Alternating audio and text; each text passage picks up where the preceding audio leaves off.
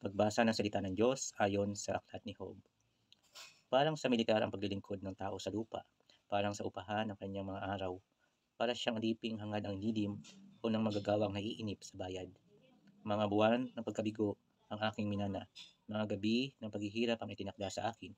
Sa pagtulog, ang sabi ko, kailan mag-uumaga? Sa paggising, kailan pa paggabi? At pabiling-biling ako hanggang sa madaling araw.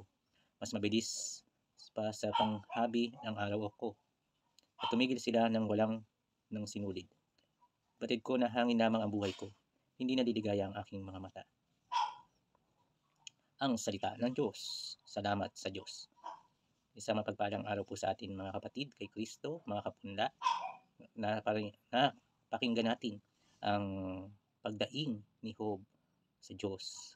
Dahil ang buhay niya ay puno ng problema, suliranin at mga sakit. Ngunit hindi nawala ng pag-asa si Job.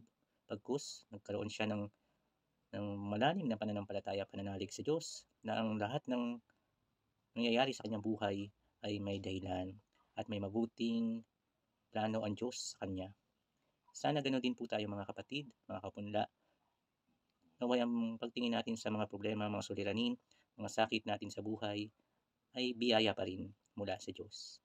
Baka may itinuturo sa atin ang Diyos na mas makabubuti sa ating mga kanyang nilikha. Kaya ipanalangin natin na magkaroon tayo ng pusilak na puso na punong-puno ng pananalig at pananampalataya sa Diyos na lumikha sa atin at sa ating Panginoong Hesus na sumasama sa atin sa bawat suliranin, bawat sakit at bawat paghihirap natin sa buhay. At ipagdasal din natin ang mga dumadaan sa tulad natin sa mga problema. Naway malagpasan nila ito at matagpuan nilang liwanag ng kanilang pag-asa sa kay Jesus na ating Panginoon, na Panginoon natin habang panahon. Amen. Darasalin po natin ang dasal na itinuro ng ating Panginoong Jesucristo, ang Ama namin. Ama namin, sumasalangit ka, sambahin ang ngalan mo, mapasa amin ang karayan mo, sundin ang loob mo dito sa lupa para sa langit.